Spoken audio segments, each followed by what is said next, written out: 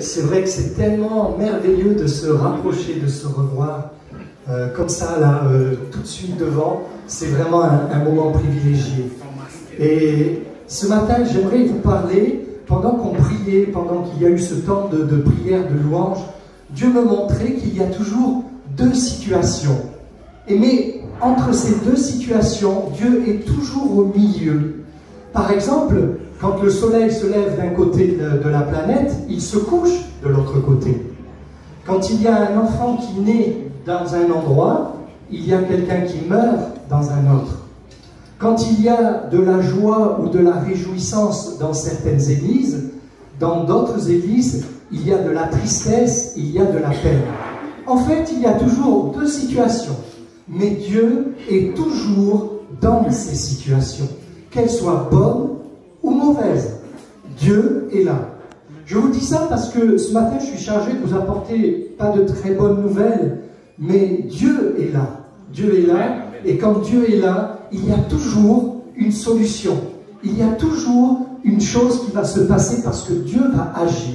On le croit, et c'est pour ça que je suis là. Donc tout d'abord, on m'a demandé, parce que les églises en Inde, au Pakistan, au Bangladesh, en Afrique, partout, Nation pour Jésus, savaient que nous étions en confinement et qu'il n'y avait plus donc ces églises. Donc elles m'ont dit, dès que vous reprenez les cultes, saluez tous les chrétiens de ESF de la part de l'église en Inde, de l'église au Pakistan, de l'église en Afrique. Alors comme ils nous voient en ce moment, on va les remercier et leur dire gloire à Dieu pour leur bonté, pour leur cœur, d'être avec nous encore dans ces moments. Amen.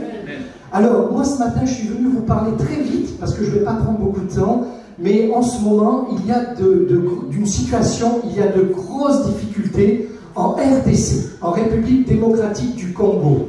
Et c'est là, justement, où une de nos actions est la plus à l'œuvre. Nous travaillons dans les prisons, nous travaillons dans les orphelinats, avec le pasteur Hilaire, que vous connaissez bien de nom. Et depuis quelque temps, là où il habite, dans la ville de Goma, il y a une situation qui est catastrophique. Alors, je vais vous passer rapidement quelques images d'un film pour vous montrer ce qui se passe là-bas. Parce que vraiment, ils ont besoin aujourd'hui qu'on prie pour eux, qu'on les soutienne, qu'on soit avec eux dans les moments très difficiles qu'ils passent. Alors, je vais vous expliquer d'abord comment ça se passe et qu'est-ce qui se passe là-bas. Si on peut mettre juste un tout petit peu le son. Voilà. Comprendre Béni et Goma. Ça, c'est la carte de la RDC. Je ne sais pas si vous voyez bien. Ceux qui sont derrière, ça va être un peu difficile. Voilà, je vais faire une petite pause pour vous montrer. Vous voyez ici, tout en haut à droite, c'est marqué le Nord Kivu. Et le Nord Kivu, c'est là où se trouve l'église Nation pour Jésus à Goma. Goma, donc, c'est l'endroit où il y a l'église Nation pour Jésus. Et dans cette région-là, on sait que la République démocratique du Congo est un pays extrêmement riche. Quand on dit riche, il possède quasiment toutes les richesses qu'on peut trouver dans le monde. Il possède des mines de diamants, il possède l'or, il possède le cobalt, avec lequel on fabrique nos batteries de téléphone, il possède des bois précieux comme le cèdre, etc. Donc ce pays est extrêmement convoité. Et les gens savent que quand on va là-bas, il y a beaucoup d'argent. Malgré que la RDC soit un des pays les plus pauvres au monde et les plus misérables pour le peuple de la RDC. Et vous voyez à cet endroit ici où se trouve la ville de Goma, là où il y a l'église, les pays qui sont à côté, il y a le Rwanda, il y a le Burundi, il y a pas mal de pays en frontière, et ces gens qui habitent dans ces pays rentrent en RDC. Il y a donc des gens qui rentrent dans ce pays et qui vont voler, qui massacrent les gens pour arriver à les dépouiller. Et depuis quasiment 20 ans, ce problème est percutant là-bas en RDC, dans la région du Nord Kivu et du Sud Kivu qui est ici. Et là où il y a l'église, depuis plusieurs jours, il y a des massacres terribles parce qu'il y a ces rebelles qui sont rentrés et qui tuent les familles, qui volent dans les maisons, qui pillent, qui brûlent les habitations pour voler et piller. Donc c'est ce que nous vivons en ce moment. Alors, je vais vous donner quelques précisions après. Je vous laisse juste regarder le petit film rapide pour vous donner une petite idée de ce qui se passe là-bas.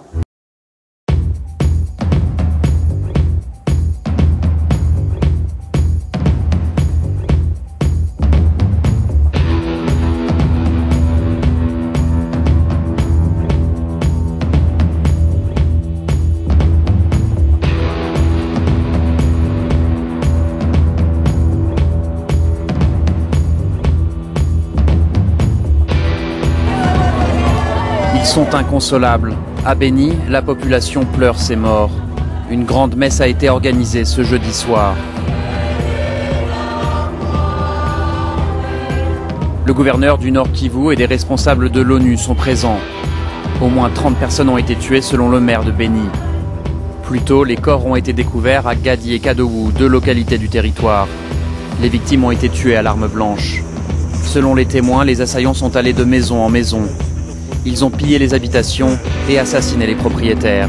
Ceux qui restent sont désemparés. Nous avions passé la nuit ailleurs. Ce matin, nous avons vu les cadavres de nos voisins. Alors nous avons fui pour échapper à la mort. J'étais dans ma maison, j'ai vu des personnes passer avec des torches. Dieu est grand, j'ai eu de la chance. Quelques minutes après leur passage, on m'a dit que notre chef du village était déjà tué et le pasteur de notre église aussi. On m'a appris que plusieurs personnes venaient d'être tuées ici. Voilà pourquoi je suis venu chercher ma grand-mère. Les autorités locales pointent du doigt les ADF Nalu, des rebelles islamistes ougandais. Pourtant, l'armée congolaise que l'on voit ici affirmait que ce groupe était pratiquement défait. Au début du mois, l'ONU annonçait que les insurgés avaient déjà tué plusieurs personnes dans les environs de Beni. Les ADF Nalu opèrent depuis une vingtaine d'années dans le Nord Kivu. En juillet, le groupe est visé par des sanctions du Conseil de sécurité de l'ONU. Accusés de meurtre et d'enlèvement, les rebelles ont perdu leurs principaux bastions depuis janvier. La tension est montée d'un cran à Goma. Des échauffourées ont opposé les forces de l'ordre aux populations qui manifestaient contre l'insécurité grandissante dans leur localité. Au moins 8 personnes ont été tuées en effet vendredi par des hommes armés dans cette ville. La population dénonce l'incurie des pouvoirs publics. Le centre médical Nzambe Malamu, cible de l'attaque, a enregistré d'importants dégâts matériels. Des patients ont été par ailleurs obligés de quitter les lieux. Plus de 15 personnes ont été assassinées à Goma en moins de 2 mois, signe de la gravité de l'insécurité qui y règne.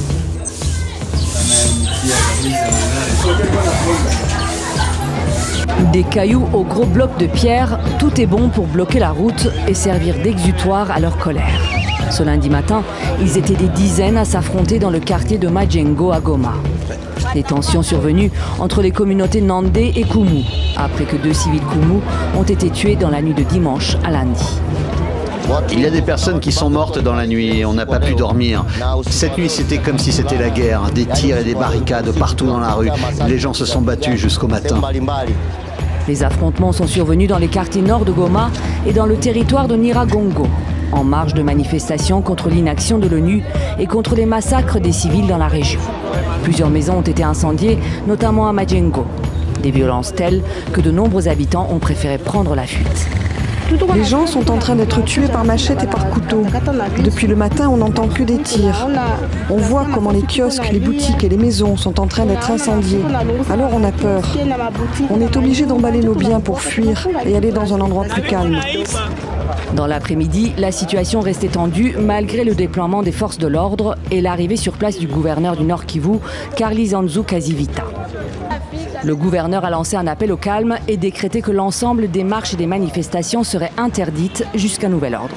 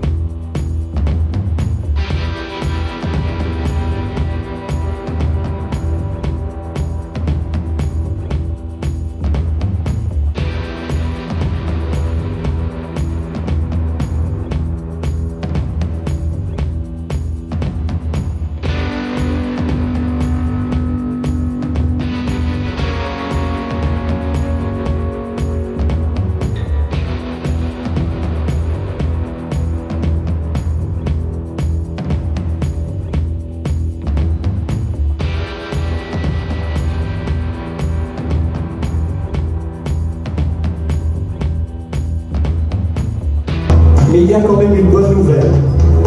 Nous rendons gloire à Dieu. Aucun des 210 chrétiens de l'Église Nation pour Jésus n'ont été blessés, ni même touchés dans ces exactions. Alléluia. Ça, c'est une bonne nouvelle. Merci Seigneur.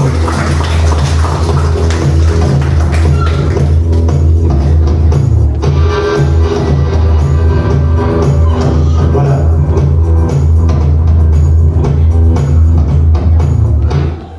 De voir, comme je vous disais au début, que dans des endroits comme ici ce matin, il y a la joie, il y a la réjouissance d'être ensemble, et merci Seigneur. Mais dans d'autres coins du monde, il y a la persécution, il y a le malheur, il y a la tristesse. Il y a dans tous nos frères et sœurs chrétiens de Goma, des bien-aimés qui ont perdu un enfant, un membre de leur famille, quelqu'un, donc parmi tous ces gens qui ont été massacrés. Donc aujourd'hui, ils ont vraiment besoin qu'on prie pour eux. On va le faire ensemble dans un petit moment. Mais ce que je vous demanderai surtout, c'est qu'au long de ces jours qui vont venir dans la semaine, ayez une pensée Goma, c'est facile à retenir, une pensée de Goma, et vous dites, Seigneur, s'il te plaît, aide nos frères et sœurs à Goma, viens-leur en secours, relève-les dans cette épreuve difficile, parce que je sais que Dieu va les relever. On a eu la même pensée avec le pasteur hier lorsque nous avons échangé tout cela. Et au moment où je lui disais, tu sais, il me vient un verset à cœur, il me dit, écoute, c'est drôle, mais cette même parole, je l'ai depuis que nous vivons ces exactions. Et je lui disais, tu sais, mon frère, la parole de Dieu nous dit que l'Éternel a donné, l'Éternel a repris, mais que le nom de l'Éternel soit béni. C'est-à-dire que quelle que soit la situation, bonne ou mauvaise, nous devons toujours louer Dieu et lui dire, Seigneur, tu l'as permis, mais tu vas nous relever. C'est aussi simple que ça. Et aujourd'hui, après ces échanges et cette discussion avec le pasteur hier, je voyais que déjà le frère, il était relevé. Déjà le frère, il avait un cœur qui était réjoui parce qu'il ne se sent pas seul, il sait qu'on est avec lui, que les églises prient et que Dieu va agir. Amen. Alléluia, que le Seigneur soit béni ce matin. Je vais vous proposer, on va se lever et on va tous prier pendant une petite minute pour ce peuple qui est là-bas en ce moment, dans la tribulation, dans la difficulté et surtout dans la tristesse. Amen. Et ceux qui peuvent se lever, nous nous levons et nous prions pour que le Seigneur vienne vraiment les bénir et agir. Gloire à Jésus. Gloire à Jésus. Seigneur, ce matin, nous sommes là devant toi dans le nom de Jésus, parce que tu nous as dit, Seigneur, que tu entends la prière de celui qui s'adresse à toi. Et nous voulons ce matin unir nos cœurs, que toute l'Église soit unie ensemble pour te prier pour nos frères et sœurs, pour l'Église là-bas, du côté de Goma, en République démocratique du Congo. Seigneur, tu vois ce qui se passe là-bas en ce moment, mais tu es le Dieu qui protège ceux qui t'appartiennent. Et ça, c'est ta parole. Alors nous te prions, Seigneur, afin que tu relèves celui qui est abattu, afin que tu donnes, Seigneur, la vie à celui qui est en train de mourir à cause de ses problèmes. Seigneur, que tu redonnes la joie à celui qui est dans la tristesse, parce que tu es le Dieu qui pourvoit, tu es celui qui donne. Seigneur, merci également de relever la famille pastorale, le pasteur Hilaire, son épouse, ses enfants qui vivent de plein fouet, Seigneur, ces problèmes. Merci de penser à eux, Seigneur. Merci de leur redonner cette foi, de leur redonner, Seigneur, cette victoire, parce que nous savons, comme nous l'avons dit, que tu te trouves dans toutes les situations. Seigneur, relève-les. Nous te confions maintenant aussi l'Église, Seigneur, tous les membres de l'Église qui pleurent leur bâtiment, qui pleurent leur lieu de culte. Mais nous croyons, Seigneur, que tu vas agir et que tu vas leur redonner ce lieu où ils pourront à nouveau se rassembler pour louer le roi des rois, le Seigneur des seigneurs. Merci, Seigneur. Dans le beau nom de Jésus, nous t'avons prié ce matin. Amen, amen. Gloire à Jésus. Alléluia. Que le Seigneur soit béni. Je vais rendre le micro au pasteur.